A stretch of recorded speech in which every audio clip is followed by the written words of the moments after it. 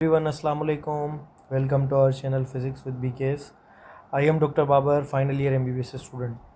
तो जैसे कि हमने MDGate 2026 की रिवीजन सीरीज़ स्टार्ट की है, जिसमें मैं आपको जो मोस्ट इम्पॉर्टेंट क्वेश्चंस हैं रिगार्डिंग MDGate 2026 वो मैं आपको सॉल्व करवा रहा हूँ। This is our second video. First video हमने बनाई थी प्रोजेक्टाइल मोशन पे, जिसमें मैंने स्पेसिफ़िकली 25 MCQs आपसे डिस्कस किए थे, जो कि बहुत ही ज़्यादा इम्पॉर्टेंट थे और मल्टीपल कॉन्सेप्ट्स वाले MCQs थे।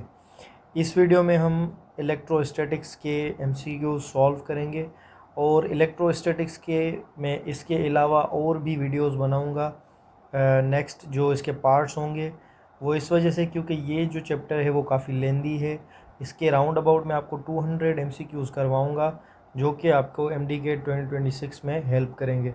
ये चैप्टर ज़्यादा लेंदी है, इतना मुश्किल नहीं है, लेकिन टाइम आपका जो है वो ज़्यादा कंज्यूम होता है। इस वजह से आप लोग जब रिवीजन करने भी बैठते हो तो आप लोग इस चैप्टर को अवॉइड करते हो। तो आप कोई भी ऐसी इम्पोर्टेंट चीज़ मिस ना करें जिसकी वजह से आपका MDGate 2020 का स्कोर अफेक्ट हो।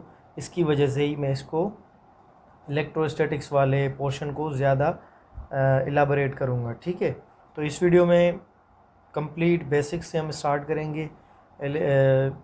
कोलम्स लॉ हो गया, चार्ज के कॉन्सेप्ट्स हो गए, यूनिट्स हो गए, और ये Aahista Aahista video towards advance level चलती जाएगी, ठीक है। तो वीडियो को ध्यान से देखिएगा, कंप्लीट कीजिएगा और अपने रिव्यूज़ मेरे साथ कमेंट्स में शेयर कीजिएगा। तो let's start. So now the first question is the unit of ER. What is ER? ER is relative permittivity. तो अगर आपने पहले इनको रिव्यू किया है तो आपको पता होगा कि ER का कोई यूनिट नहीं होता, लेकिन अगर किसी को पता नहीं है तो यहाँ पर मैं एक्सप्लेन कर देता हूँ। फोर्स इन मीडियम किसके इक्वल होता है हमारा? Force in medium is equals to force in air divided by ER। यहाँ पर अगर मैं ER की वैल्यू निकालूँ तो ER किधर चला जाएगा? इस साइड, और F medium divided by F air, that will be equal to, यहाँ पर ऊपर न्यूटन नीचे भी न्यूटन, तो न्यूटन न्यूटन में कैंसिल हो जाएगा, तो यहाँ पर कोई यूनिट नहीं बचेगा। तो no unit and no dimension, ठीक है। तो ये एक ऐसी क्वांटिटी है relative permittivity that has no unit and no dimension, ठीक है। Now move towards next question. An electric field can deflect, यानी कि जो हमारे पास इलेक्ट्रिक फील्ड है वो किन चीज़ों के ऊपर फोर्स लगा सकती है। फॉर एग्जांपल अगर मैं यहाँ पर ड्रॉ करूँ, this is positively charged sheet and here is negatively charged sheet. So the electric field lies in between the two charged sheets, and this electric field will be uniform. Uniform field हम कब बोलेंगे?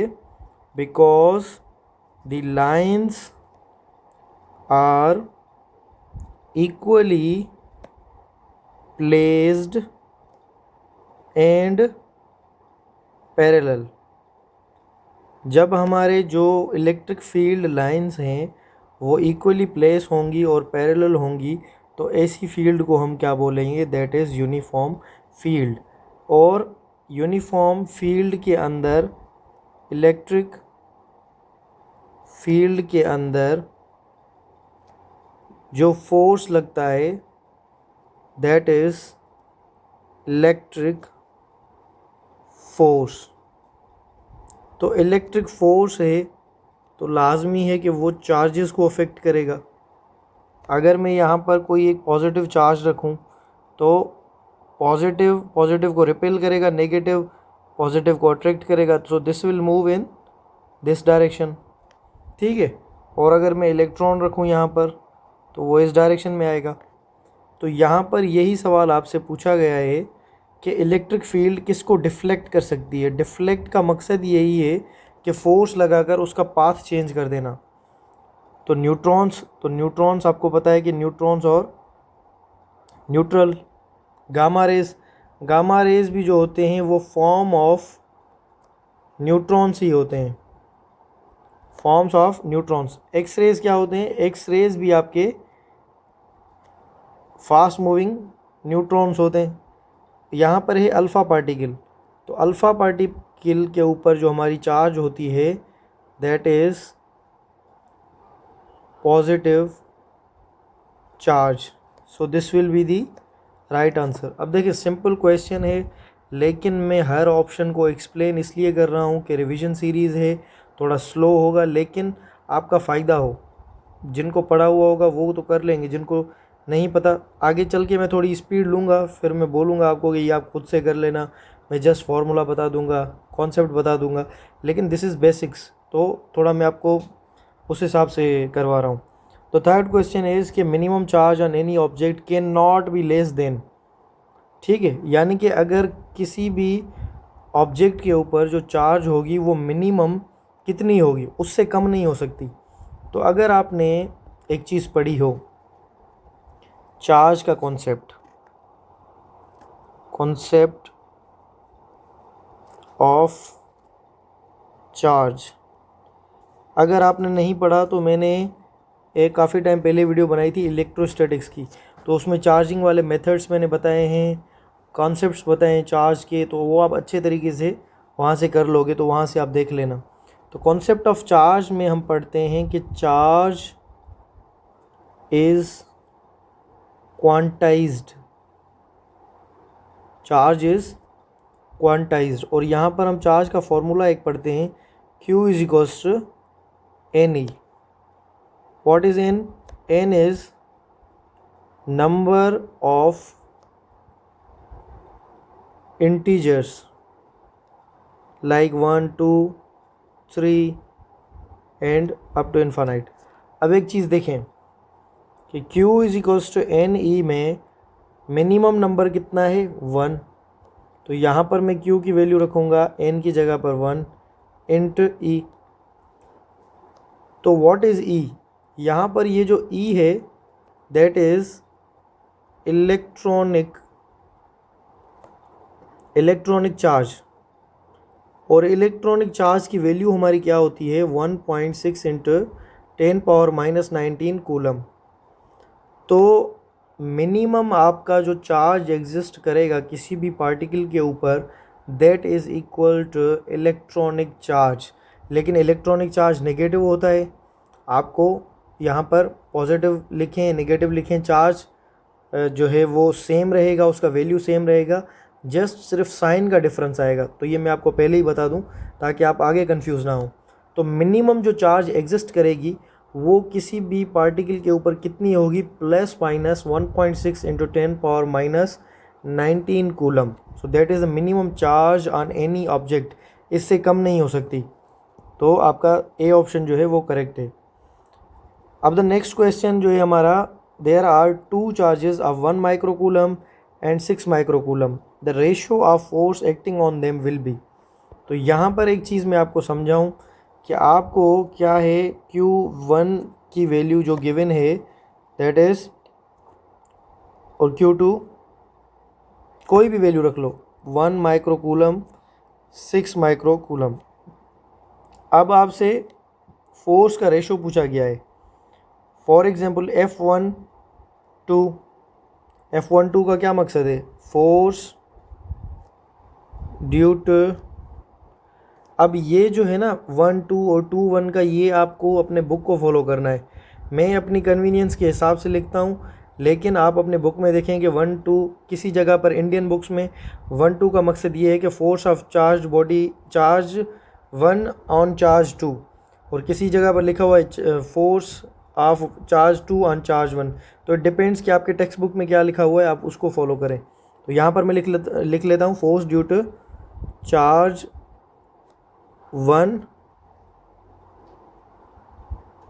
On 2। और यहाँ पर F21 force due to charge 2 on 1। अब यहाँ पर अगर मैं फोर्स का फॉर्मूला लिखूँ, कूलम्स लॉ हमारा कहता है कि force between two charges is proportional to product of charges and inversely proportional to square of distance between them. ठीक है, यानी कि अगर दो चार्जेस के दरमियान में जो फोर्स होगा वो उनके चार्जेस के प्रोडक्ट के इक्वल होगा और इनवर्सली प्रोपोर्शनल किसके होगा, उनके रेडियस के square. Force is proportional to product of charges and inversely proportional to square of distance between them. ठीक है, ये आपका होता है Coulomb's law.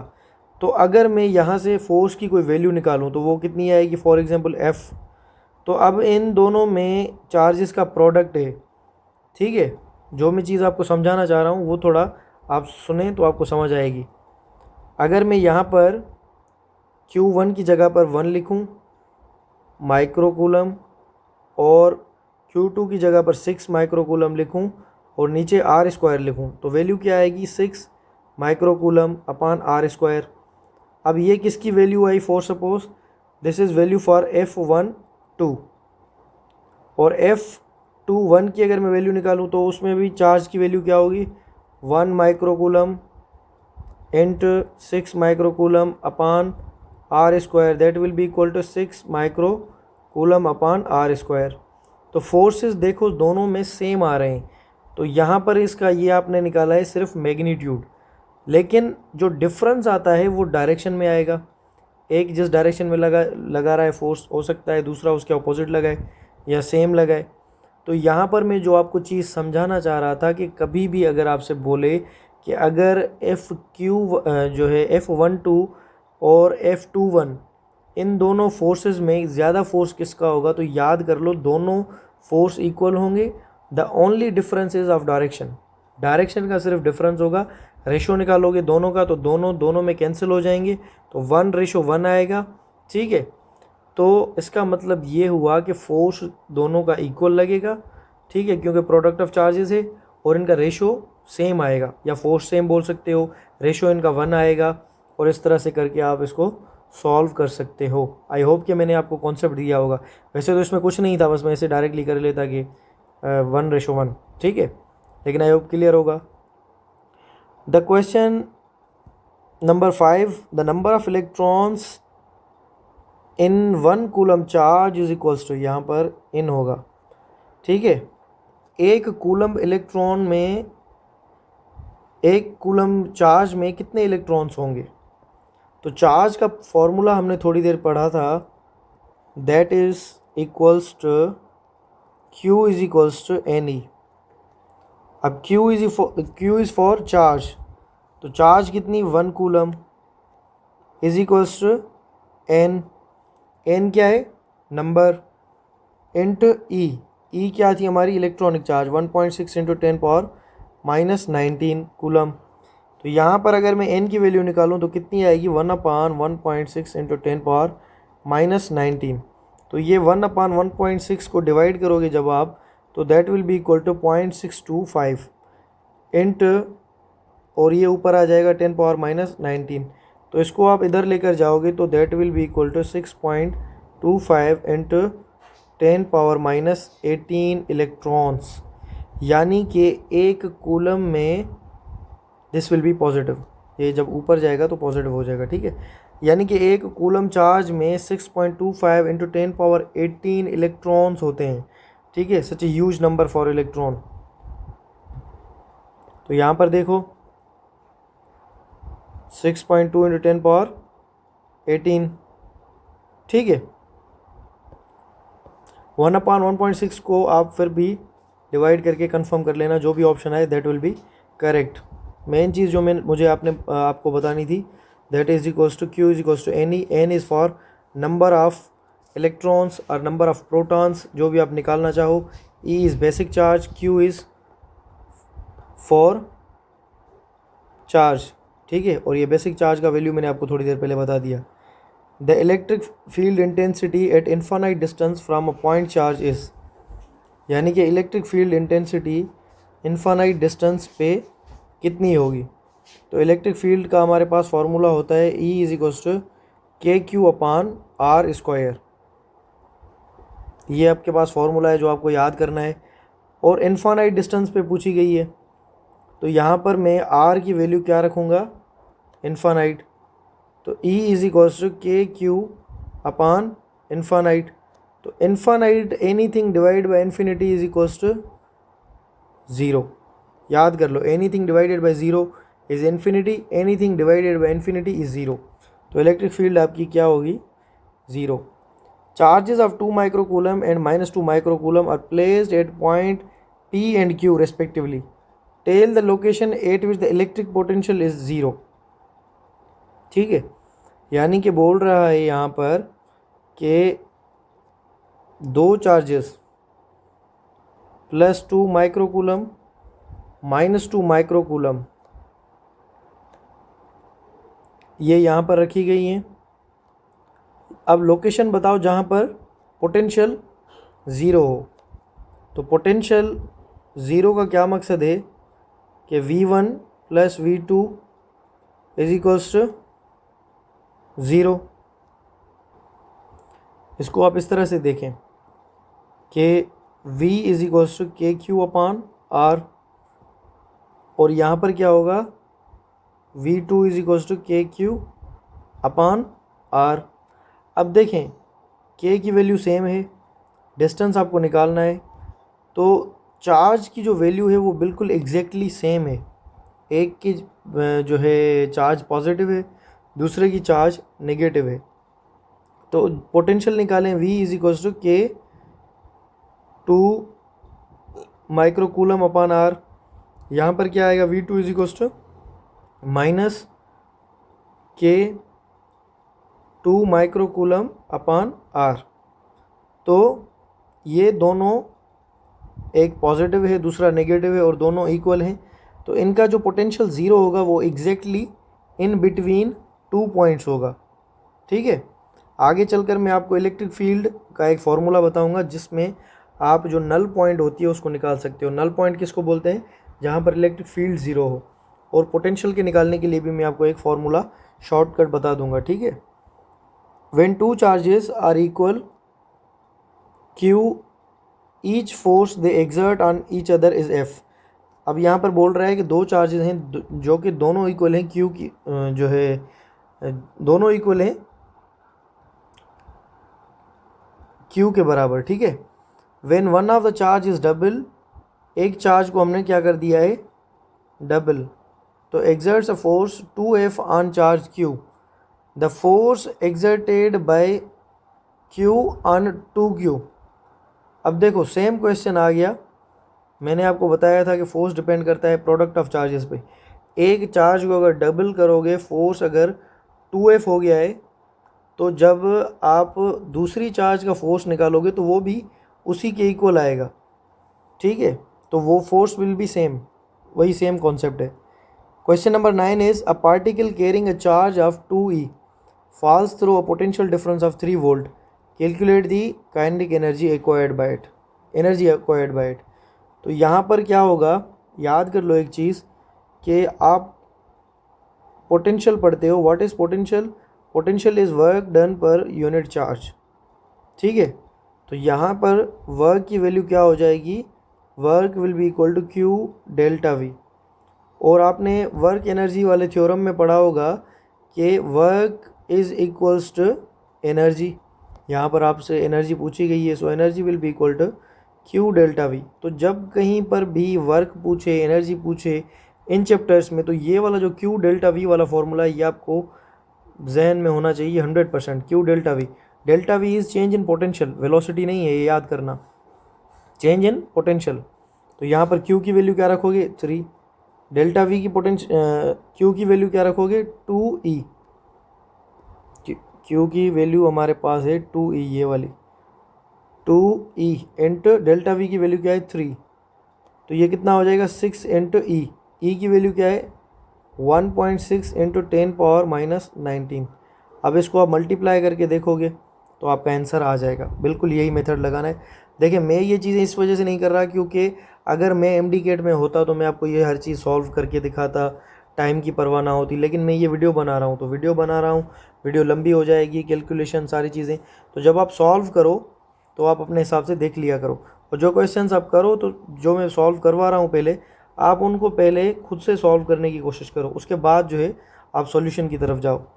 An electron of mass m and charge E is accelerated from rest through a potential difference V in a vacuum. Its final speed will be। अब देखें, एक आपके पास इलेक्ट्रॉन है, ठीक है, जिसका मास m है। आपने क्या किया है, उसको जो है एक पोटेंशियल डिफरेंस से गुजारा है। This is for suppose 0, this is V। तो यहाँ पर क्या आ गया, पोटेंशियल का डिफरेंस आ गया। तो यहाँ पर आपने एक इलेक्ट्रॉन को गुजारा है, तो उसकी फाइनल स्पीड जब वो इस पोटेंशियल से गुजरेगा तो क्या होगी, तो final speed will be equal to, अब थोड़ी देर पहले मैंने आपको क्या बताया, थोड़ी देर पहले मैंने आपको बताया कि ये सपोज करो कि आपका पॉजिटिव पॉजिटिव, ये नेगेटिव नेगेटिव, इसका पोटेंशियल V होगा, ठीक है। एक इलेक्ट्रॉन यहाँ से गुजरता है। अब यहाँ पर आपने क्या निकालना है, Q delta V is equals to work, ठीक है, क्योंकि मैं थोड़ी देर पहले आपको बताया कि वर्क जो है Q डेल्टा V के इक्वल होता है। अब यहाँ पर आपने क्या रखना है, energy, kinetic energy 1/2 mv² is equals to Q delta V। अब ये जो V है ये पोटेंशियल वाली है, ये V जो है वो वेलोसिटी वाली है। तो यहाँ पर मैं क्या लिखूँगा, 2 ये डिवाइड कर रहा है तो वहाँ जाकर क्या करेगा, multiply, mv² is equals to 2Q delta V, और यहाँ पर ये V² is equals to 2Q delta V upon m, और यहाँ पर ये वेलोसिटी की फाइनल क्या हो जाएगी, 2Q delta V upon m, final velocity. तो ये फार्मूला काफ़ी पूछा जाता है, MDCAT में रिपीट भी होता है, तो आप आई वुड सजेस्ट कि इसको याद कर लें तो बेहतर है। वैसे इसको करने में इतना टाइम नहीं होता, लेकिन वहाँ पर अगर टाइम आपको बचाना हो तो आप जो है ये चीज़ कर सकते हो। और एक चीज़ कि Q जो होती है इलेक्ट्रॉन की, उसको आप E के साथ लिखते हो, तो यहाँ पर इसको फार्मूला को थोड़ा आप इस तरह से 2eV अपान m E भी लिख सकते हो, ठीक है। So this is the right answer. 3 charges Q, Q or 4Q are placed in a straight line of length L at a point distance 0, L/2, L respectively from one end. In order to make the net force Q on 0, the charge Q must be equal to। अब यहाँ पर आपसे पूछा गया है कि options देखें, ठीक है, यहाँ पर आपसे पूछा गया है कि अगर 3 चार्जेस आपके पास हैं, small q, capital Q, 4Q, जो कि स्ट्रेट लाइन में पड़ी हुई हैं, डिस्टेंस उनका है 0, L/2 और L। अगर आपको चार्ज 0 करनी है किस पर, Q वाली चार्ज के ऊपर, the charge Q must be equal to, तो चार्ज Q की वैल्यू क्या होनी चाहिए, ठीक है। तो यहाँ पर मैं आपको ये थोड़ा सा ड्रॉ करके समझाने की कोशिश करूँ। दिस इज़ Q और ये कैपिटल Q, और उसके साथ ये क्या है हमारा 4Q, और वैल्यूज़ गिवन है ये 0, ये L/2 और ये आपका L। पहले काउंटर वेरीफाई करें कि ये सही है data. Q small, Q capital, 4Q small की जगह पर क्या है 0, L/2 एंड L। आपको नेट फोर्स 0 करना है चार्ज स्मॉल Q के ऊपर।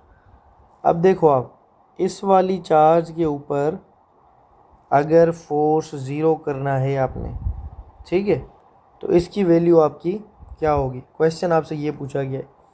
तो अगर मैं आपसे सिंपल एक सवाल पूछूं कि फॉर एग्ज़ाम्पल अगर ये वाली जो चार्ज है Q, बीच में हमारा है कैपिटल Q, यहाँ पर है 4Q, तो ये वाली जिस चार्ज पर आपको फोर्स 0 करना है उसी पर आपको ये चीज़ें सपोज करनी है जो मैं आपको बता रहा हूँ। देखें, आपने अगर प्रीवियस वीडियोस देखी हैं तो आपको पता होगा कि मैं इतना एक्सप्लेन नहीं करता, लेकिन अगर मैं इस वीडियो में एक्सप्लेन कर रहा हूँ तो इसका मकसद ये है कि इसमें जो कॉन्सेप्ट्स हैं बेसिक वो आपके स्ट्रॉन्ग होनी चाहिए, क्योंकि चैप्टर आगे लेंदी होता जाएगा तो वहाँ पर ये चीज़ें आपको ट्रबल करेंगी। तो फोर्स 4Q का जो इस Q स्मॉल पर लगेगा ये पॉजिटिव चार्ज है, ये भी पॉजिटिव चार्ज है। तो ये वाली जो पॉजिटिव चार्ज है ये इस पर फोर्स लगाएगी इस डायरेक्शन में, ठीक है। और ये इसका इन दोनों का डिस्टेंस होगा, डिस्टेंस इन बिटवीन देम, क्योंकि आप जो फोर्स निकालते हो वो निकालते हो आप अकॉर्डिंग टू कूलम्स लॉ, और कूलम्स लॉ के हिसाब से फोर्स इक्वल होता है प्रोडक्ट ऑफ चार्जेस और डिस्टेंस बिटवीन देम। तो डिस्टेंस बिटवीन देम इनका कितना था, L टोटल, यहाँ पर दोनों के दरमियान L, ये इसका स्क्वायर, ठीक है। एक चीज़ तो ये, और ये वाली जो चार्ज है वो भी अगर इस पर फोर्स इस डायरेक्शन में लगाएगी तो ये तो कभी इस पर नेट फोर्स ज़ीरो ही नहीं होगा। नेट फोर्स के ज़ीरो होने के लिए क्या होना लाजमी है कि फॉर एग्ज़ाम्पल अगर यहाँ पर सपोज़ करें कि ये मास m है, इस पर अगर मैं फ़ोर्स इस डायरेक्शन में लगा रहा हूँ F1, और अगर मैं दूसरा फोर्स भी इस पर इसी डायरेक्शन में लगाऊँ तो क्या ये कभी ज़ीरो होगा, कभी भी नहीं। तो मुझे फोर्स इस पर नेट फोर्स ज़ीरो करने के लिए equal and opposite force apply करना पड़ेगा, यहाँ अपोजिट डायरेक्शन में कोई फोर्स लगाना पड़ेगा। तो इसका मकसद क्या हुआ कि अगर ये चार्ज पॉजिटिव होगी तो ये क्या करेगी, ये भी इसको आगे धकेलेगी। तो इसका मकसद यहाँ पर हमें एक क्लू ये मिला कि ये जो चार्ज होगी सबसे पहले तो इस पर इसकी जो वैल्यू होगी वो नेगेटिव होगी, क्योंकि नेगेटिव होगी तो ये इसको अपनी तरफ अट्रैक्ट करेगी, अट्रैक्ट करेगी। तो अब देखो ना, ये जो फोर्स लगाएगा इस वाले चार्ज पर तो ये इससे थोड़ा दूर भी है और ये इसके पास है जो कैपिटल Q है, तो ये इसको जब अट्रैक्ट करेगा तो हो सकता है ये आपस में दोनों फोर्सेस बैलेंस हो जाएं। This was the concept I was trying to deliver you. तो यहाँ पर आप देखें कि F is equals to 4Q into Q upon L square. मैं वैल्यू निकालूँ 4, यहाँ पर ये 4 स्मॉल Q है, 4Q into Q K is equals to F upon L square, क्योंकि 4Q और स्मॉल Q के दरमियान डिस्टेंस है L स्क्वायर, L का डिस्टेंस है फॉर्मूले के हिसाब से स्क्वायर हो जाएगा। दूसरा हमारे पास क्या है कि स्मॉल Q और कैपिटल Q के दरमियान में फोर्स, तो K Q capital Q small upon, और इनके दरमियान में डिस्टेंस क्या है हमारा L अपॉन 2, तो ये हम रखेंगे L अपॉन 2 इसका स्क्वायर, तो ये हमारा क्या बन जाएगा K Q capital Q small L square, और ये डिवाइड बाय 4, ये 4 चला जाएगा ऊपर, तो F will be equal to 4 K Q capital Q small upon L square. अब एस पर कूलम्स लॉ, ये दोनों फोर्सेज होते हैं आपस में इक्वल एंड ऑपोजिट, तो यहाँ पर आप क्या लिखोगे K 4Q into Q is equals to upon L square is equals to 4 K Q small Q upon L square, ये L स्क्वायर में खत्म हो जाएगा, K में खत्म हो जाएगा, 4 में खत्म हो जाएगा, स्मॉल Q में खत्म हो जाएगा, ठीक है। और यहाँ पर इसकी क्या वैल्यू होगी, सिर्फ नेगेटिव, तो यहाँ पर नेगेटिव की वजह से क्या लिखोगे आप, Q is equals to negative Q, ठीक है। लेकिन आपको वैल्यू Q की चाहिए थी, तो ये दोनों के साथ माइनस मल्टीप्लाई कर दोगे आप, तो ये नेगेटिव नेगेटिव पॉजिटिव हो जाएगा, तो Q will be equal to minus small Q। तो ये इसका जो है वो करेक्ट आंसर है, ये हमने प्रूव भी कर लिया, ठीक है, माइनस Q। मैंने आपको शुरू में कॉन्सेप्चुअली बताया था कि आपका ये जो सेंटर वाला चार्ज है वो नेगेटिव होना चाहिए। उसका रीजन क्यों मैंने दिया था, क्योंकि फोर्सेस दोनों ऑपोजिट होंगे तो ही तो बैलेंस होगा। बैलेंस होने का मकसद ये होता है कि नेट फोर्स जीरो होना, मोशन ना होना, ठीक है। ये वर्ड्स जो है फिजिक्स के हैं, ये आपको पता होने चाहिए। अच्छा, उसके बाद हमारा क्या है, क्वेश्चन नंबर 12। सिंपल क्वेश्चन है लेकिन एक्सप्लेन ज़्यादा इसलिए कर रहा हूँ ताकि आपका फायदा हो, nothing else. Density is expressed in the unit of Newton पर कूलम, और तो इलेक्ट्रिक फील्ड इंटेंसिटी हमारे पास किसकी इक्वल होती है, force per unit charge. Force per unit charge का यूनिट क्या होगा, फोर्स का यूनिट न्यूटन, और नीचे हमारा कूलम, ठीक है। एक तो यूनिट ये है जो इसने क्वेश्चन में बताया। दूसरा क्या होगा, दूसरा हमारा होता है न्यूटन पर कूलम, इसको लिखकर आप मीटर के साथ मल्टीप्लाई करते हो, मीटर के साथ डिवाइड करते हो, तो newton into metre will be joule upon coulomb into metre. Joule per coulomb is volt, volt per metre, ये दोनों यूनिट्स जो हैं वो इसके हैं, आपको ये दोनों याद होने चाहिए। उसके बाद question number 13 is if the potential difference on a surface is equal to 0 between any two points then surface is said to be, यानी कि अगर एक ऐसा सरफेस हो जहां पर पोटेंशियल का जो डिफरेंस हो वो 0 हो, तो आप ऐसे सरफेस को क्या बोलते हो, डाइलेक्ट्रिक कहोगे, पोलराइज कहोगे, एन इक्वी पोटेंशियल सरफेस कहोगे। तो याद कर लो, equipotential surface, this word even says itself, equi means equal, potential means V, surface means ऐसा सरफेस जिस पर पोटेंशियल इक्वल हो। जब पोटेंशियल इक्वल होगा, कांस्टेंट होगा, सेम होगा, तो उसका जो तो उसका जो डिफरेंस होगा वो 0 आएगा। तो उसके बाद हमारा क्या है, a line whose tangent at each point is in the direction of electric intensity at that point is a line of electric force. Electric force, इसको हम लाइन्स ऑफ फोर्स भी बोलते हैं या इलेक्ट्रिक फील्ड लाइन्स भी बोलते हैं। जो थोड़ी देर पहले मैंने आपको इस तरह से डायरेक्शन बताया था, दो प्लेट्स के दरमियान, this is positive, this is negative. तो अगर ये इस तरह से ना हो, for example this is positive charge, तो पॉजिटिव चार्ज के अराउंड जो फील्ड होती है वो इस तरह से होती है।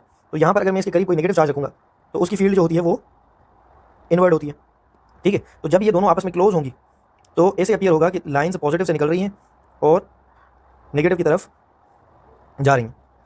ठीक है, तो यहाँ पर इलेक्ट्रिक फील्ड लाइंस में अगर मैं आपसे पूछूं कि यहाँ पर इलेक्ट्रिक फील्ड का डायरेक्शन क्या है, तो आप क्या करोगे, यहाँ पर एक टेंजेंट ड्रा करोगे इस तरह से, तो ये डायरेक्शन, यहाँ पर अगर मैं पूछूं तो ये डायरेक्शन, यहाँ पर अगर पूछूं तो ये डायरेक्शन। तो ये इन्हीं लाइंस के लिए हम बोलते हैं लाइंस ऑफ इलेक्ट्रिक फोर्स, या इनको हम बोलते हैं इलेक्ट्रिक फील्ड लाइंस।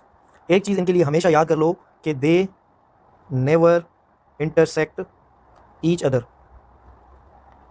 ये कभी भी एक दूसरे को इंटरसेक्ट नहीं करेंगी, ये आप याद कर लो। ठीक है, आपको वैसे भी पता होगा, लेकिन उन बच्चों के लिए बोल रहा हूँ जो जिनको पता नहीं है। ठीक है तो ये हमने क्वेश्चन कर लिया। ऐसा unit of permittivity of free space, permittivity of free space का क्या मकसद है, परमिटिविटी ऑफ फ्री स्पेस का मतलब है epsilon not. Epsilon not is for air और वैक्यूम।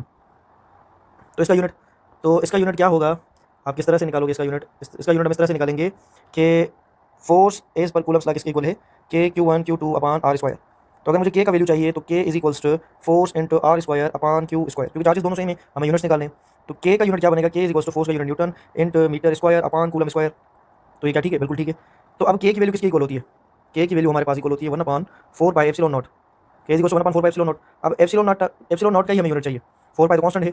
तो अगर के का unit newton into metre square upon coulomb square है, तो एप्सिलॉन नॉट का यूनिट किसके इक्वल होगा, यहाँ पर अगर मैं लिखूँ newton into metre square upon coulomb square is equals to 1 upon epsilon naught, तो ये दोनों क्या हो जाएंगे, रिवर्स, या इनको मैं कर दूंगा क्रॉस मल्टीप्लाई। तो epsilon naught will be equal to coulomb square upon newton into metre square, ये होगा यूनिट एप्सिलॉन नॉट का। ठीक है, द कांस्टेंट के in the Coulomb's law depends upon, तो ये जो कांस्टेंट होती है ये किस पर डिपेंड करती है, हमने पढ़ा है के कांस्टेंट या मीडियम कांस्टेंट किसके इक्वल थी 1/4 पाई एप्सिलॉन नॉट। अगर कोई भी हम इसमें मटेरियल ऐड करेंगे तो उसकी ER भी ऐड होगी, यानी कि ER specific for any material. ठीक है, तो एक तो ये डिपेंड कर रही है किस पे, मीडियम पे, नेचर ऑफ मीडियम। दूसरा ये डिपेंड करती है यूनिट्स के ऊपर। ठीक है, यूनिट्स, अगर यूनिट चेंज करोगे तो के की वैल्यू चेंज हो जाएगी। के की वैल्यू होती है हमारे पास 9 इंटू 10⁻9, तो वो चेंज हो जाएगी due to changing of units. So K depends upon nature of medium and system of units. So both options are correct, A and C are correct. Question number 17 क्या है, the potential at a point where charge of 1 into 10⁻³ coulomb is placed at a distance of 10 metre. यहाँ पर potential आपसे पूछ रहा है, charge जो है 10⁻³ है, तो 10 मीटर के डिस्टेंस पर उसका पोटेंशियल क्या होगा। पोटेंशियल का हमारे पास फॉर्मूला क्या है, पोटेंशियल का हमारे पास फॉर्मूला है V is equals to KQ upon R। ठीक है, ये आपका बेसिक फॉर्मूला है फॉर पोटेंशियल। पोटेंशियल जब आपको निकालना हो, चार्ज एंड डिस्टेंस आपको गिवन हो, तो आप निकाल सकते हो इस फॉर्मूला से। तो कितना था, के की वैल्यू रखोगे 9 इंटू 10⁻9, चार्ज की वैल्यू कितनी थी 10⁻3, डिस्टेंस कितना था 10 मीटर। तो इसको सॉल्व करोगे, जो भी आपका वैल्यू है दैट विल बी करेक्ट। तो देखो, चलो जल्दी में कर लेते हैं, +1 ये ऊपर जाएगा, ये माइनस हो जाएगा, 9 इंटू 10⁻3 इंटू 10⁻1, ये दोनों आपस में ऐड हो जाएंगे, 9 इंटू 10⁻4, तो ये क्या हो जाएगा 9 इंटू 10⁻5। ठीक है, अब ऑप्शन इस तरह से नहीं उसने दिए ऑप्शन में उसने इस तरह से किया है कि अगर मैं इसको इस तरह से लिखूँ 9 इंटू 10⁻3 इंटू 10⁻2, अब इस 10⁻2 के बदले में मैं क्या लिख सकता हूँ, 2 0 लिख सकता हूँ इंटू 10⁻3। 10⁻3 को हम किलो भी बोलते हैं, तो 900 किलो वोल्ट, इस तरह का इसने ऑप्शन दिया है, और यही ऑप्शन जो है वो करेक्ट है। The ratio of C vacuum upon C medium is equals to, अब C vacuum upon C medium का क्या मकसद है, C vacuum is capacitance when medium is air और वैक्यूम। ठीक है, स्पेसिफिकली वैक्यूम यहाँ पर लिखा हुआ है, तो आप सपोज वैक्यूम ही करोगे, और वैक्यूम और एयर की वैल्यू भी सेम नहीं होती। वैक्यूम की वैल्यू बिल्कुल ही कम सॉरी वैक्यूम की वैल्यू बिल्कुल ही कम होती है, और एयर की वैल्यू जो होती है वो थोड़ी उससे ज़्यादा होती है, थोड़ा सा डिफरेंस होता है, लेकिन इतना नहीं होता। तो ये चीज़ भी आपको पता होनी चाहिए। और सी मीडियम का मकसद क्या है कि कैपेसिटेंस में मीडियम इज अप्लाइड, या medium is other than air और वैक्यूम, ये भी आप बोल सकते हो। तो कैपेसिटेंस का फॉर्मूला क्या होता है, कैपेसिटेंस का फॉर्मूला होता है A epsilon naught upon D, ये फॉर एयर। और अगर मैं यहाँ पर मीडियम लिखूँ, C medium is equals to A epsilon naught ER upon D. अब मैं रेशो निकालूँ, रेशो मुझे निकालना है इन दोनों का, तो मैं क्या लिखूँगा, C air upon C medium is equals to A epsilon naught upon D. जो चीज़ पहले लिखी हुई है वो मैं पहले लिखूँगा, यानी कि इसका वैल्यू एयर वाला, divided by A epsilon naught ER upon D. इसको मल्टीप्लिकेशन को चेंज करेंगे तो ये क्या हो जाएगा, ए epsilon naught upon D, D ऊपर चला जाएगा, ए एप्सिलॉन नॉट ER। अब डी से डी खत्म हो जाएगा, ए एप्सिलॉन नॉट से ए एप्सिलॉन नॉट खत्म हो जाएगा, तो सी एयर अपॉन सी मीडियम का जो रेशो बनेगा वो 1/ER का बनेगा। सो this is the correct answer, 1/ER। An alpha particle has twice the charge of a proton. Two protons separated by distance d exert force F on each other. यानी कि आपका जो एक अल्फा पार्टिकल है, ये इसने आपको इन्फॉर्मेशन दी है कि अल्फा पार्टिकल पर जो चार्ज होती है वो 2 टाइम्स इलेक्ट्रॉन के बराबर होती है। Two proton separated by distance d। अब सपोज करो यहाँ पर ये एक प्रोटॉन है, यहाँ पर ये एक प्रोटॉन है, सेपरेटेड बाय डिस्टेंस d। ठीक है, what must be separation between the alpha, अच्छा, exert force F on each other, यानी कि ये दोनों आपस में फोर्स लगा रहे हैं F। What must be the separation between the alpha particles so that they also exert force F on each other, यानी कि अगर अल्फा पार्टिकल है तो उसके दरमियान में कितना जो है डिस्टेंस होना चाहिए कि उस पर भी फोर्स F लगे। अब यहाँ पर मैं आपको एक चीज़ बताऊँ कि ये क्वेश्चन इसमें थोड़ी सी मिस्टेक है। यहाँ पर इसने एक चीज़ पूछी है बिटवीन अल्फा पार्टिकल्स, यानी कि दोनों अल्फा होने चाहिए, लेकिन ये इसने जो सॉल्यूशन दिया है लास्ट में उसमें इसने एक अल्फा उठाया है और एक पॉजिटिव चार्ज उठाई है। तो अब इसका क्या करें, तो जिसने इसने जिस तरह से किया है उसी हिसाब से हमें भी करना पड़ेगा। वैसे ये क्वेश्चन में होना नहीं चाहिए था, यहाँ पर इसको लिखना चाहिए था अल्फा पार्टिकल एंड इलेक्ट्रॉन या प्रोटॉन लिखना चाहिए था, ठीक है। तो ये थोड़ी सी मिस्टेक है, जो मुझे लग रहा है कि मिस्टेक है, राइटर ने पता नहीं किस हिसाब से लिखा है। तो इसको अगर हम सॉल्व करें तो फोर्स बिटवीन टू चार्जेस, तो वो क्या बनेगा, K E square upon R square, और F is equals to K 4e into E upon R square, F is equals to K 4e into E upon R square. अब यहाँ पर देखें K E square upon R square, ये अगर मैं F1 लिखूँ तो ये F1 किसके बराबर है, के E square upon R square के। और यहाँ पर अगर मैं के E square upon R square की वैल्यू रखूँ F1, ठीक है, F1, तो बाकी क्या बचेगा हमारे पास 4, यानी कि आपका जो F2 आ रहा है वो किसके इक्वल आ रहा है, 4 टाइम्स F1। अब हमें जो वैल्यू चाहिए वो किसकी इक्वल चाहिए, F1 की इक्वल चाहिए, ये हमें 4 खत्म करना है। तो 4 हमें अगर खत्म करना है तो force is inversely proportional to R square. तो अगर मैं रेडियस को अगर मैं डबल कर दूँ 2r, तो ये 2r क्या बन जाएगा, 1/2 का स्क्वायर 4 और ये r स्क्वायर। यानी कि अगर मैं रेडियस की वैल्यू 2 टाइम्स इंक्रीज करूँगा तो ये 4 आ जाएगा, और ये 4 इसके नीचे जब आएगा तो ये 4 में 4 खत्म हो जाएगा, यानी कि इसके नीचे क्या आ जाएगा, 4 ये खत्म हो जाएंगे, तो हमें वैल्यू जो इक्वल मिलेगी वो f की मिलेगी, ठीक है। This is the explanation. अब इतना एक्सप्लेन मैंने जो किया है सिर्फ इसी वजह से ताकि आपका कॉन्सेप्ट बने, ठीक है। आई होप कि आपको क्लियर हो रहा होगा। लेकिन अगर कोई भी चीज़ आपको ट्रबल करती है, कंफ्यूज करती है, यू कैन आस्क मी, और आप जो है कम्युनिटी भी ज्वाइन कर सकते हो, ठीक है। वो काफ़ी एक्टिव था उसमें, तो अभी दोबारा से मैंने स्टार्ट की है, तो आप उसमें ज्वाइन कर सकते हो, एक दूसरे से क्वेश्चन पूछ सकते हो, डिस्कस वगैरह कर सकते हो। तो अब इसके बाद हमारे पास क्या है, ये 2D करेक्ट जो है वो आंसर होगा। Ratio of force between to small spheres with constant A in the air and be in the medium of direct constant के। अब यहाँ पर पूछ रहा है कि रेशियो ऑफ फोर्सेस बताओ एयर एंड मीडियम का। तो आपके पास जो फोर्स एंड मीडियम होता है ना, वो F air divided bye E R होता है। तो यहाँ पर आपसे पूछा गया है फोर्स एयर और फोर्स मीडियम का रेशो। तो यहाँ पर ई आर की जगह पर इसने क्या दिया है हमें, कांस्टेंट के। तो यहाँ पर मैं इसको कांस्टेंट के साथ लिखूंगा, तो ये क्या बन जाएगा, के रेशो 1 वोल्ट इज, अब वोल्ट का फॉर्मूला क्या बताया था मैंने आपको, work done per unit charge, यानी कि जूल पर कूलम, 1 जूल पर coulomb. The force of proton in electric field of magnitude 10⁻⁶ Newton पर कूलम इज। अब इलेक्ट्रिक फोर्स आपने बताना है, इलेक्ट्रिक फोर्स आपने बताना है। तो इलेक्ट्रिक फील्ड का फॉर्मूला क्या होता है, फोर्स पर यूनिट चार्ज। तो यहाँ से अगर मैं फोर्स की वैल्यू निकालूं, that will be equal to Q into E. Charge की वैल्यू क्या है हमारे पास, चार्ज की वैल्यू प्रोटॉन है, प्रोटॉन के ऊपर चार्ज कितना होता है, 1.6 इंटू 10⁻⁻19, और ये प्लस आगे आएगा, ये वाला प्लस नहीं होगा, ठीक है। तो अब इलेक्ट्रिक फील्ड क्या है, 10⁻⁶, तो इस पर करेंगे तो 1.6 इंटू 10⁻⁻19 में से 6 ये प्लस होंगे तो कितना बचेगा, -13। D is the correct option. What is potential gradient, potential gradient is defined as, यहाँ पर सिंपल डेफिनेशन पूछी गई। सबसे पहले तो ग्रेडियंट की अगर मैं बात करूँ तो ग्रेडियंट आप उस चीज़ को बोलते हो anything divided by delta X और displacement is non is gradient. लेकिन यहाँ पर आपने ग्रेडियंट का फॉर्मूला याद करना है, that is minus delta V upon delta X, that is equals to electric field. This minus shows that potential decreases in the direction of electric field, ठीक है। So this is the, sorry ये वाला correct नहीं होगा, और ये वाला correct होगा। डेल्टा आर, डेल्टा एक्स और डेल्टा एस, ये सारे डिस्टेंस को ही रिप्रेजेंट करते हैं। क्वेश्चन नंबर 24 क्या होगा, क्वेश्चन नंबर 24 है हमारा, the expression of energy stored in a capacitor is given by. अब एनर्जी कैपेसिटर पर कितनी होगी, तो work done is equals to, अगर मैं इसको वोल्ट को लिखूँ, ये अपना पोटेंशियल को लिखूँ work done per unit charge, तो ये हमारा क्या बनेगा, क्यू डेल्टा वी। अब क्यू हमारे पास किसके इक्वल होता है, क्यू हमारे पास इक्वल होता है Q equal to C V. तो यहाँ पर मैं इसकी जगह पर क्या लिखूँ, सी वी, और यहाँ पर मैं पोटेंशियल की वैल्यू लिखूँ डेल्टा वी, ठीक है।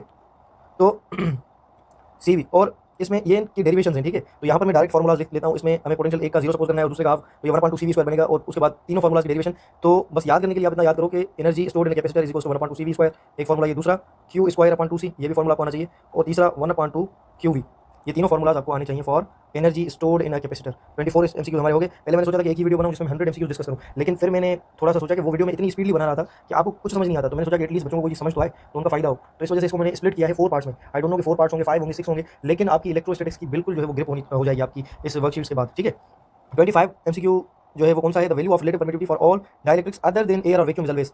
तो जो एयर और वैक्यूम होता है उसका वैल्यू नियर टू 1 होता है, ठीक है, नियरली, और बाकियों का जो होता है वैल्यू वो 1 से ज़्यादा होता है। 1 से वैल्यू बढ़ेगा तो ही जो है ओवरऑल के की वैल्यू कम होगी, क्योंकि 1/4 pi epsilon not E R 1/, के साथ है। तो अगर ये वाला वैल्यू बढ़ेगा तो ये वाला वैल्यू कम होगा, ठीक है। तो I think this is sufficient for part 1। Now we will be doing part 2। लेकिन उससे पहले आपकी जो है मोशन इन 1 डायमेंशन की वीडियो अपलोड होगी। हो सकता है वो वीडियो अपलोड हो तो आपको ऐसा लगे कि नहीं जो है वो मैंने इलेक्ट्रोस्टैटिक्स बीच में छोड़ दिया, नहीं ऐसा नहीं है। वो वीडियो सिस्टमेटिकली प्रोजेक्टाइल के साथ ही आनी थी, लेकिन मैंने ये वीडियो जो है वो रिकॉर्ड कर ली, और ये इंपॉर्टेंट भी थी, तो इस वजह से मैंने सोचा कि इसको अपलोड पहले कर लेते हैं, ठीक है। तो आप इस सीरीज को फॉलो कर लें। एमडीके 2026 जो अगस्त में होने वाला है उससे पहले नियरली मैं 15 से 20 वीडियोस बनाऊंगा, जिसमें आपका जो पीएमडीसी का सिलेबस है होपफुली उससे ज़्यादा ही मैं आपको एक्सप्लेन करके बता दूंगा, और उससे आपके अच्छे कॉन्सेप्ट बनेंगे जो कि सिलेबस से बियॉन्ड होंगे, ताकि अगर कोई क्वेश्चन सिलेबस से बाहर भी आता है तो वो आप आराम से सॉल्व कर सको। Wish you all the very best. अल्लाह हाफिज़। और ये वीडियो सबके साथ अपने फ्रेंड्स के साथ शेयर कर दीजिएगा।